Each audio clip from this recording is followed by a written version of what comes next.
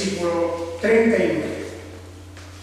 Y saliendo, se fue, según la costumbre, al monte de los Olivos, y lo siguieron también los discípulos. Y cuando llegó al lugar, les dijo: orad para no entrar en tentación. Y se apartó de ellos como a un tiro de piedra, y puesto de rodillas oraba, diciendo: Padre, si quieres, aparta de mí esta copa, pero no se haga mi voluntad, sino la tuya. Y cuando se levantó de la oración, yendo a los discípulos, los halló durmiendo por causa de la tristeza, y les dijo: ¿por qué dormís? Levantaos, orad, para que no entréis en tentación. Bien, esta es una parte, y luego vamos a ver la segunda parte, que es del versículo 47 hasta el 53. Dice: estando él aún hablando, he aquí una turba, y el llamado Judas, uno de los 12, los precedía, y se acercó a Jesús para besarlo. Jesús le dijo: Judas, ¿con un beso entregas al Hijo del Hombre? Entonces los que estaban con él, viendo lo que iba a suceder, dijeron: Señor, ¿heriremos con espada? Y uno de ellos hirió al siervo del sumo sacerdote y le quitó su oreja derecha. Entonces Jesús tomó la palabra y dijo: permitidme esto, y tomando la oreja lo sanó. Y dijo Jesús a los principales sacerdotes y magistrados del templo y a los ancianos que habían llegado contra él: como contra un bandido habéis salido con espadas y con garrotes. Estando yo con vosotros cada día en el templo, no extendisteis las manos contra mí. Pero esta es vuestra hora y la potestad de las tinieblas. Amén. Esta es la lectura de este pasaje tan conmovedor, porque hoy tenemos que hablar ya de una manera directa de los momentos de lo que llamamos la pasión. La pasión. La palabra pasión viene del verbo padecer. Por lo tanto, cuando hablamos de la pasión de nuestro Señor Jesucristo, o de cualquier pasión, la palabra pasión tiene que ver con el sufrimiento, con el dolor. Y efectivamente, lo que encontramos aquí en este pasaje es el momento supremo en donde el Señor Jesús se va a enfrentar a ese sufrimiento, a ese dolor, no solamente en el sentido material y físico, pero sobre todo en un sentido moral y espiritual. Pero todo es la pasión de Jesús, que abarca el dolor físico, que abarca el dolor espiritual y que abarca el dolor moral también. Hemos de comentar esto porque, naturalmente, que el Evangelio es el anuncio y la proclamación de la salvación, ciertamente, pero no hemos de olvidar nunca que esa salvación se ha conseguido, se ha conquistado por un precio, por una contraprestación. Hay alguien que ha hecho una serie de actos para obtener y conseguir nuestra salvación, es decir, el perdón de todos nuestros pecados pasados y presentes y futuros. Y, por lo tanto, hemos de parar nuestra atención en este momento porque, como dijo el Señor Jesucristo, yo para esto he venido, refiriéndose precisamente a su muerte, a la muerte que se avecinaba. Para esto he venido. Y él claramente dijo también en otra ocasión que él entregaba su vida y lo hacía voluntariamente. Nadie me la quita, sino que yo doy mi vida voluntariamente. Y con eso va a cumplir una misión para la que ha sido enviado por el Padre en la persona humana de Jesús, el ungido, el Mesías, el Cristo, viene a cumplir esa gran obra que el Padre le ha encomendado. ¿Os acordáis de esos textos en donde se habla de hacer su voluntad? Heme aquí, oh Dios, para hacer tu voluntad. Es algo hermoso. En la carta a los Hebreos, de donde antes hemos leído, en esa carta hallamos esa expresión, esa voluntad suya de ser que viene a realizar y a cumplir la obra de nuestro Redentor Jesucristo. La carta a los Hebreos, precisamente, ahí en el capítulo 2 hay un texto que dice, porque convenía a aquel por cuya causa son todas las cosas, es decir, al Padre, Dios y Padre, y por medio del cual todas las cosas subsisten, que habiendo de llevar a muchos hijos a la gloria, perfeccionara por medio de padecimientos al autor de la salvación de ellos. La conjunción de la voluntad del Padre y la obra redentora del Hijo, en una conjunción perfecta dentro de la divinidad, determina que el Padre envía al Hijo en la persona humana de Jesús para realizar esta obra y que perfeccionara, que hiciera perfectos por medio de padecimientos al autor de la salvación de ellos somos nosotros, la Iglesia. Los muchos hijos que debía de llevar a la gloria. Y todo eso, como vemos, hecho por medio de padecimientos. Alguien a quien se llama aquí el autor de la salvación de ellos. Naturalmente, ese es uno de los pasajes claves en donde vemos que la obra de redención no es una obra exclusivamente de una de las personas en la Trinidad. No es una obra solamente del Padre, sino que el Padre, enviando en su propio espíritu a aquel que llama Hijo, encarnado en una persona humana que es Jesús de Nazaret, lleva a cabo esta obra gloriosa de redención. Jesús es el autor de la salvación. Y se le llama autor porque Él es el que realiza los actos materiales, reales, en favor de nuestra salvación, es decir, su sacrificio, su muerte en la cruz, como hemos leído antes en la carta a los Hebreos. Esa muerte de nuestro Señor Jesucristo en la cruz significa que Él, y solamente Él, como persona humana, en quien habita la plenitud de la divinidad, consigue nuestra salvación cuando sabemos que solamente hay un Salvador que es Dios. No hay otro que salve. Yo soy quien salva y fuera de mí no hay otro, nos dice el Señor mismo en el Antiguo Testamento. Y este mismo Dios del Antiguo Testamento que dice que Él solamente es el Salvador, viene aquí y se llama y se titula el autor de la salvación de ellos. Bien, la pasión, por lo tanto, ahí tenemos el momento álgido de la obra de nuestro Señor Jesucristo. Para esto he venido.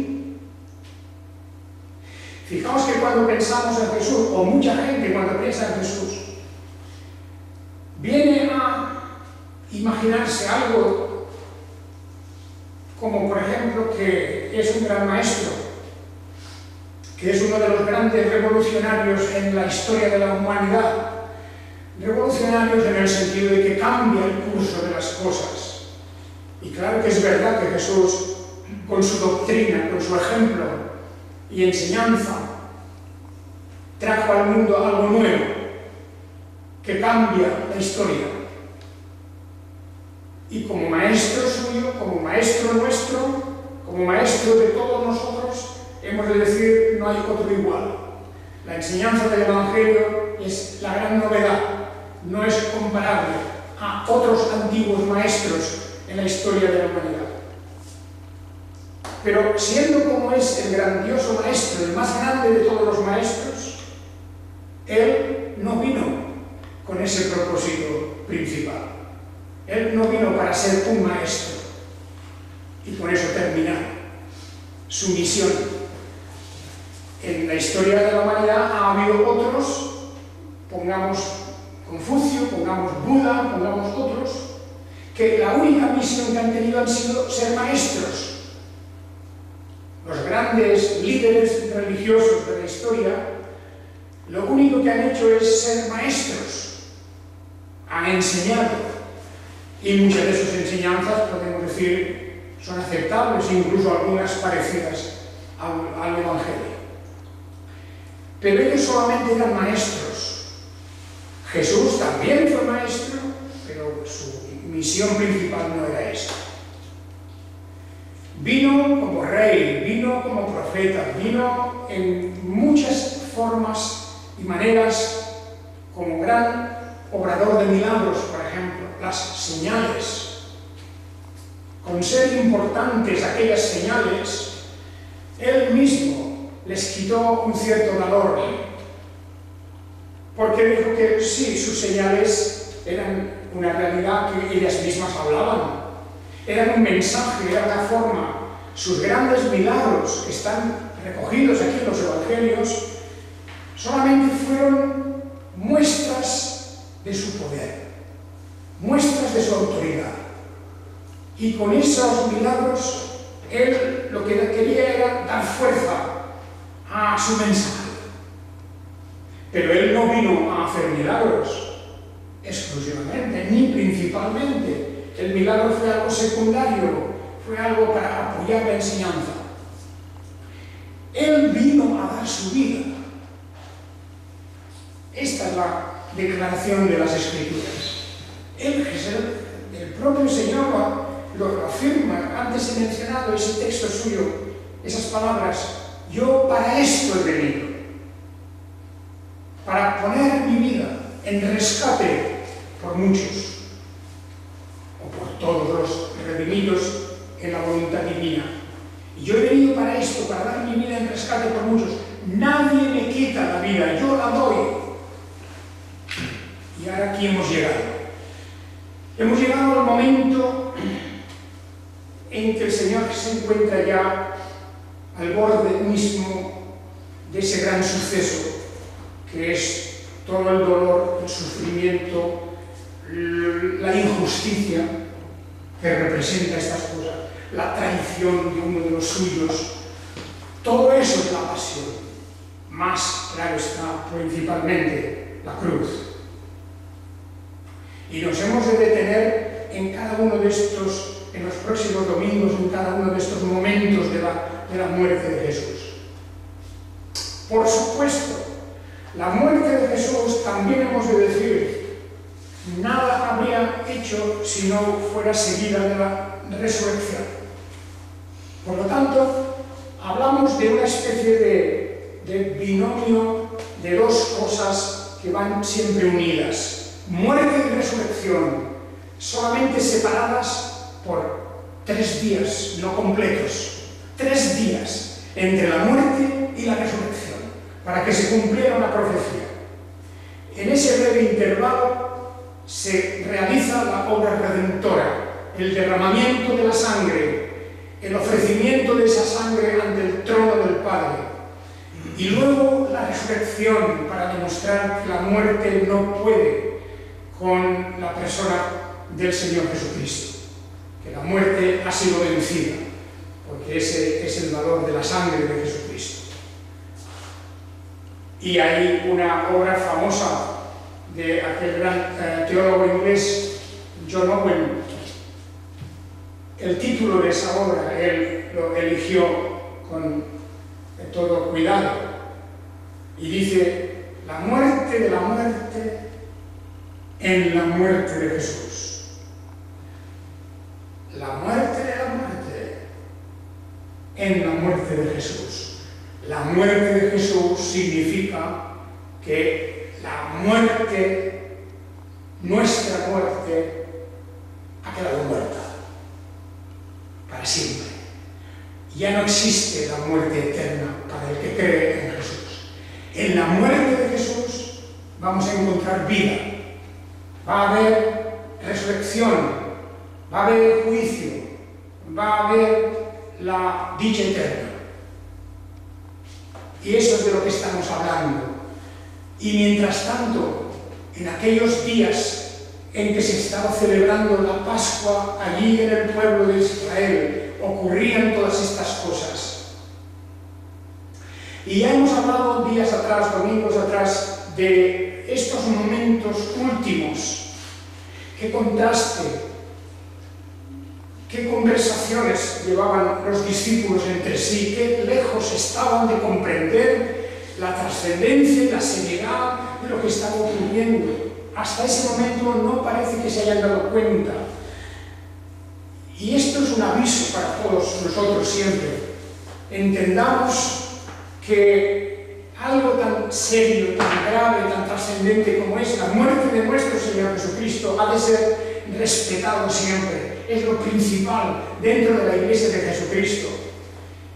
Y por eso cuando la Iglesia, las iglesias, se enzarzan en sus discusiones, en sus problemas, en sus divisiones, en todas esas cosas que realmente son ofensivas a Dios, parece como si la Iglesia de Dios ha olvidado que mientras tanto estamos también aquí leyendo y recordando la muerte de Jesucristo, nuestro Señor.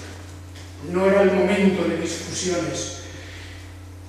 Hay de aquellos discípulos que estaban pensando en quién sería el mayor de ellos. ¡Qué mezquinos! ¡Qué sentimientos más bajos!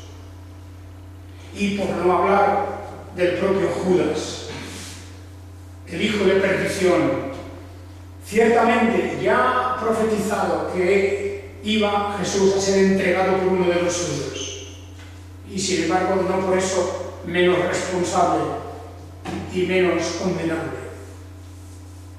El Señor Jesús nos dice aquí, este texto que hemos leído, que habiendo terminado la Pascua, salieron del aposento alto donde habían celebrado la Pascua juntos.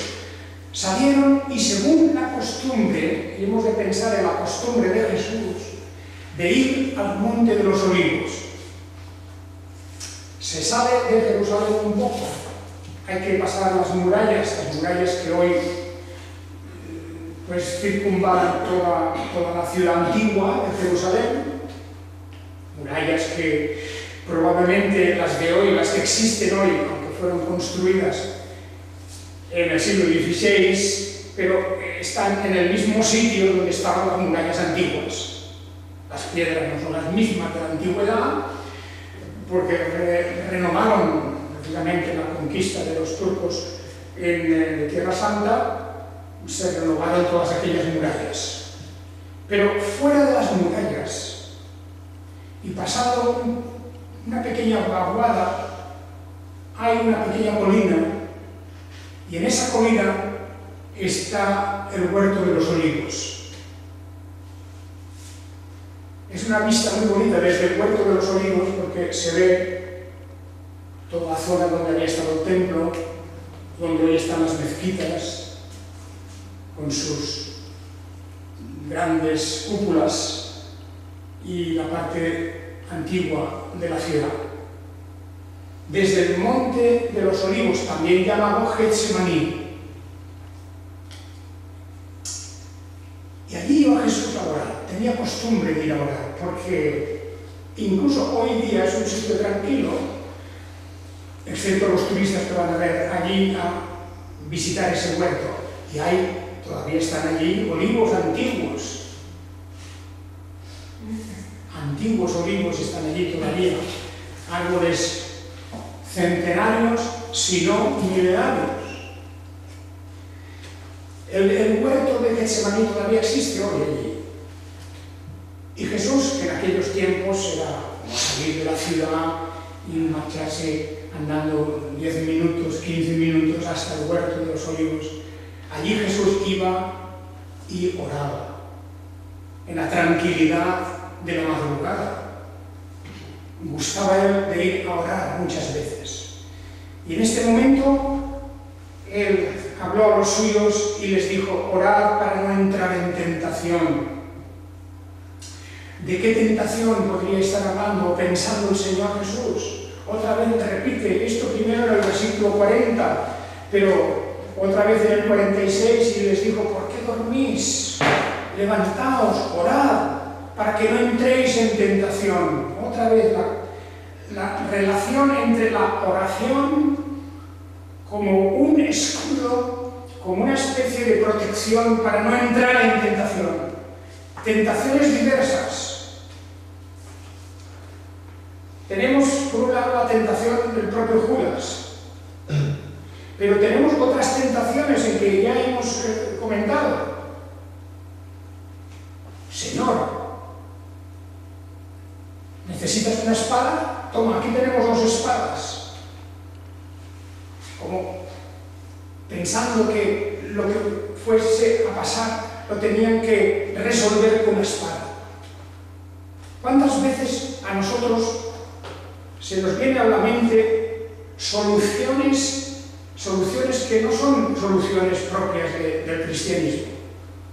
Y los apóstoles, que ya habían discutido, como sabemos, sobre quién sería el mayor, ahora también ellos estaban a punto de caer en otra tentación: defenderse a espadazos si la ocasión se presentaba.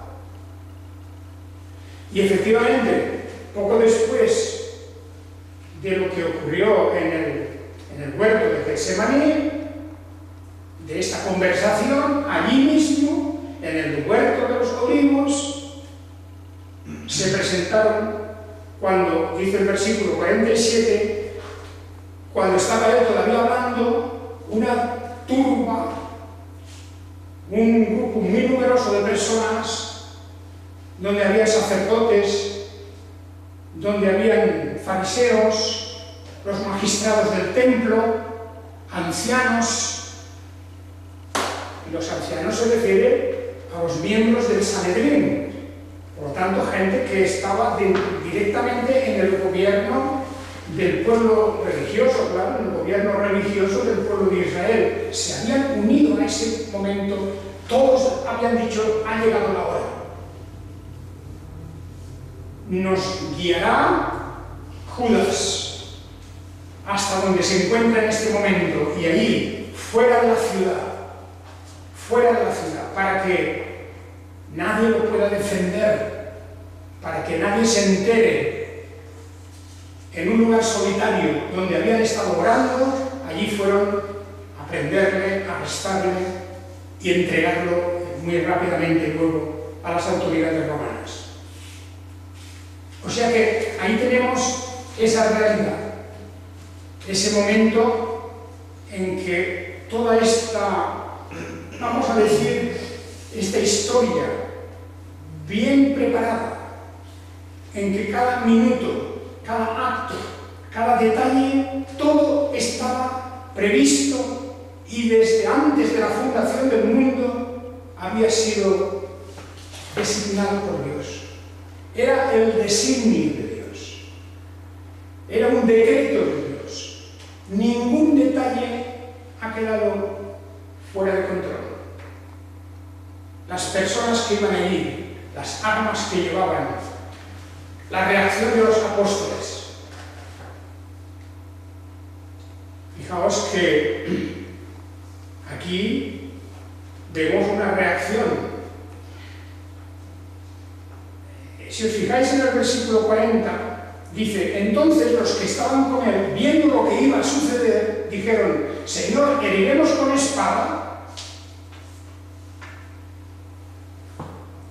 Y uno de ellos, nosotros sabemos por el Evangelio de San Juan, en el Evangelio de San Juan se dice quién fue ¿quién fue la persona que hirió al siervo del sumo sacerdote y le dio un golpe de espada y le quitó su oreja?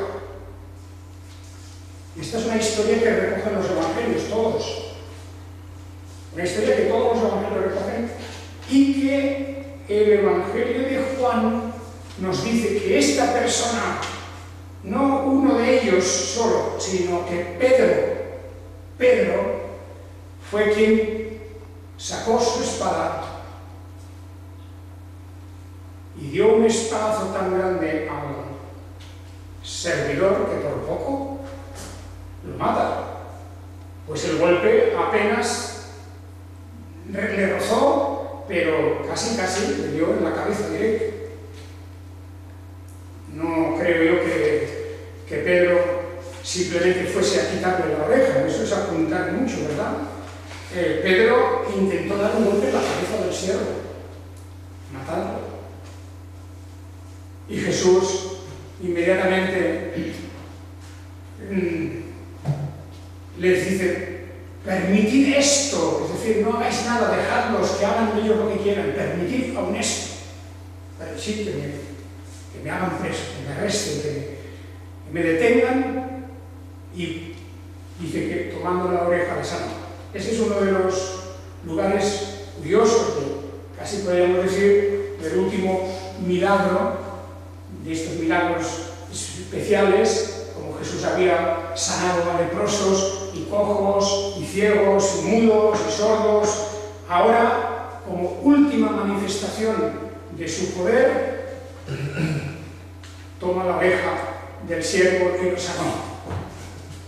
Y entonces se dirige a los principales, a los que habían venido a arrestarle, a detenerle. No eran gente cualquiera, de los principales del templo, porque Jesús les echa en cara: tantas veces he estado con vosotros en el templo y yo enseñando y no me habéis hecho nada, y ahora venís armados con espadas, con palos, con garrotes. Pero la explicación es: ¿por qué no le habían detenido en el templo? Porque Jesús estaba enseñando en el templo y la gente disfrutaba de la enseñanza, y no era posible echarle mano en el templo porque se había producido una gran rebelión allí de la gente. De manera que por esto esperaron a la madrugada fuera de las puertas ya de Jerusalén, en el campo, en el huerto de los olivos. Allí lo detuvieron. No había testigos, no había nadie que se pudiera interponer. El pueblo no podía defenderlo. De todas maneras, sabemos muy bien que el pueblo cambió rápidamente de parecer un poco después. El pueblo, que antes se alegraba y se admiraba de la enseñanza de Jesús, cambió en un instante de pensamiento y empezaron a gritar contra Jesús y crucifícalo, crucifícalo. Cosa que nos ha de llamar la atención de la voluble voluntad humana, que fácilmente se cambia de un día para otro, de un instante para otro. Y cuando una persona cambia de parecer, diciendo esto es blanco y en un momento segundo diciendo esto es negro, entonces es porque no tiene convicciones. Las personas que cambian de parecer así porque sí, sin motivo ni razón ninguna, es que no tienen una convicción.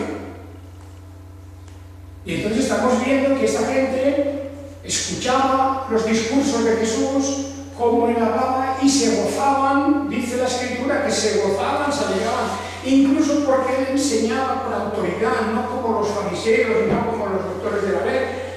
Así que ellos encontraban una diferencia y seguramente pensaban, me refiero a la masa de las gentes, pensaban: por fin lo que enseña claramente, entendemos sus palabras, pero no era el contenido de las palabras, era que con esto se alegraban de que los doctores de la ley, los sacerdotes, los fariseos, los escribas, todos estos quedaban humillados y se alegraban de eso.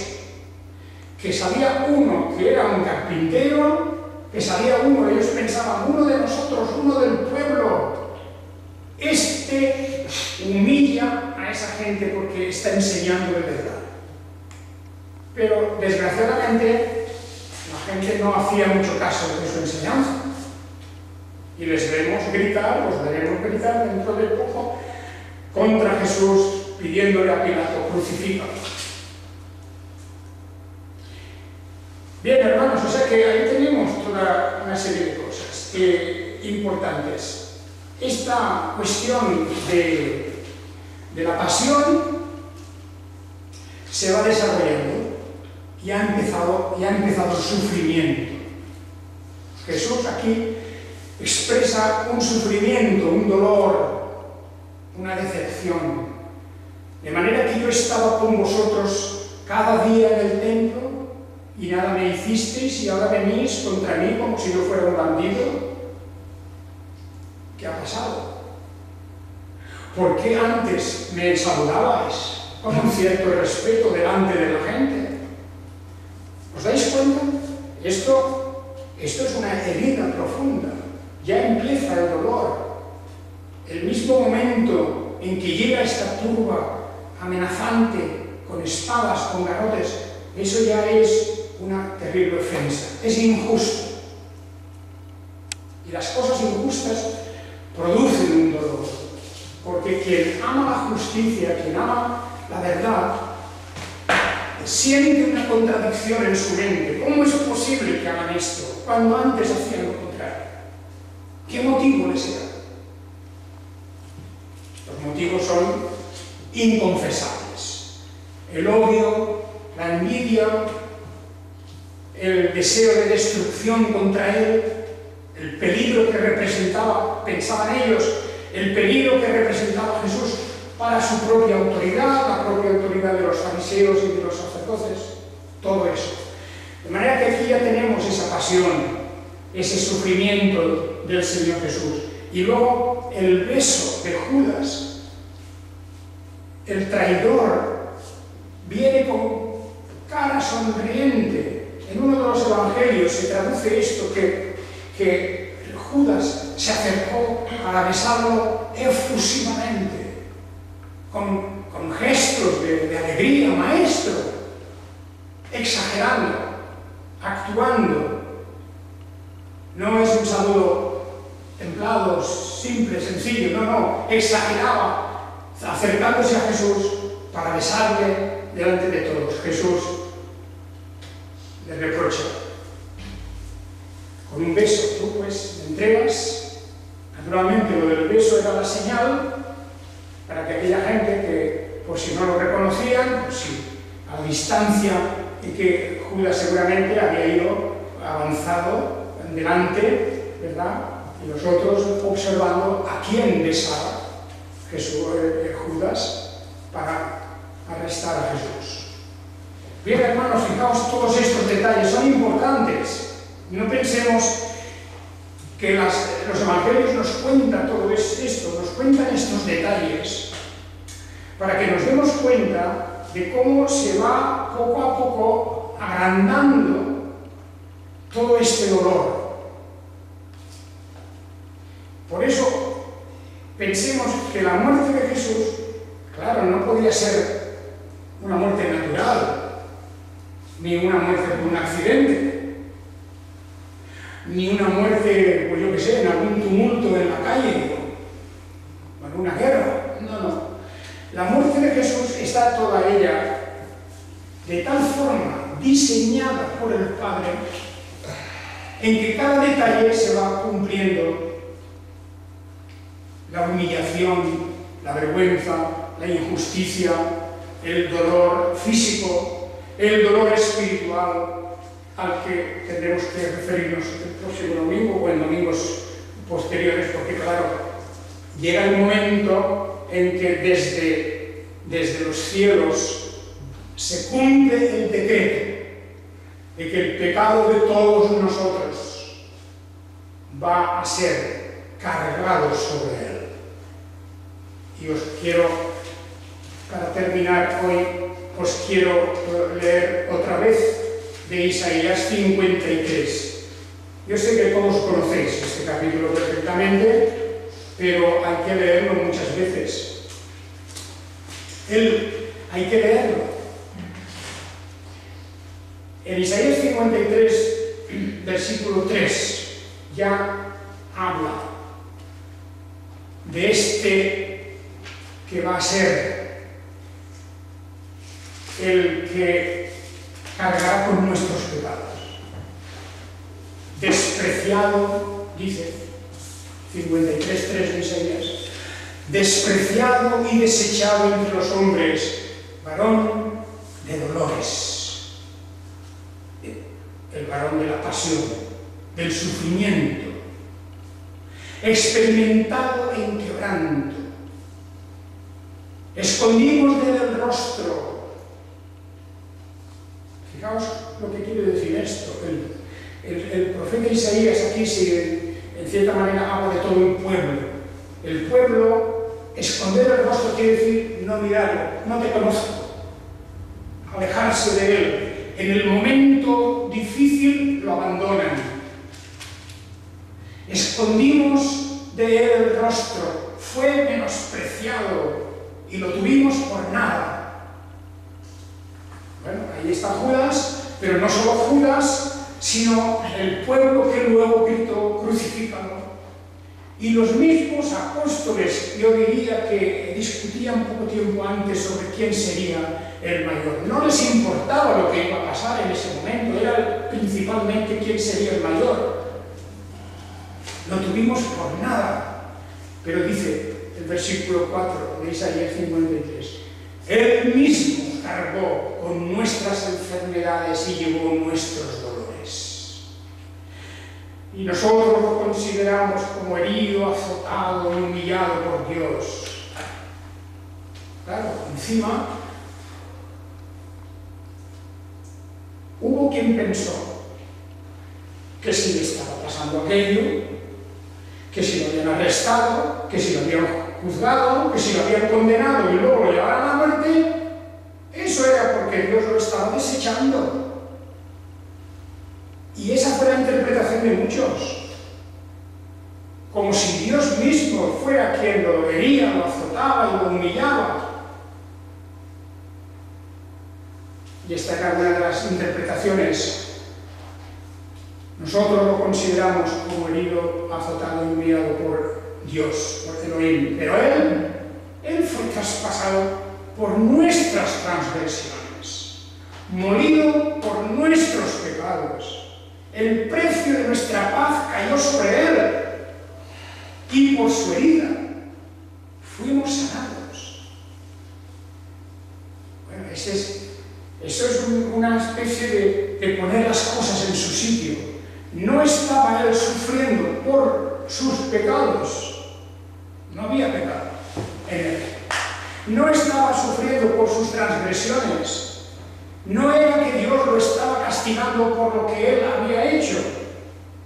No. Por nuestros pecados y nuestras transgresiones, y el precio de nuestra paz, para conseguir nuestra paz, el costo de eso recayó sobre Él. Bueno, ahí tenemos, hermanos, algo del significado de la pasión. Y es una parte del Evangelio que realmente hemos llegado al punto culminante y al centro y al núcleo del mensaje de la Biblia. No hay otro mensaje de tanta trascendencia. Todo lo demás es una historia maravillosa y todo lo demás apunta a esas cosas. Desde el principio del Génesis hasta el libro del Apocalipsis, todo viene a concluir en esta realidad, en la muerte y la resurrección de nuestro Señor Jesucristo.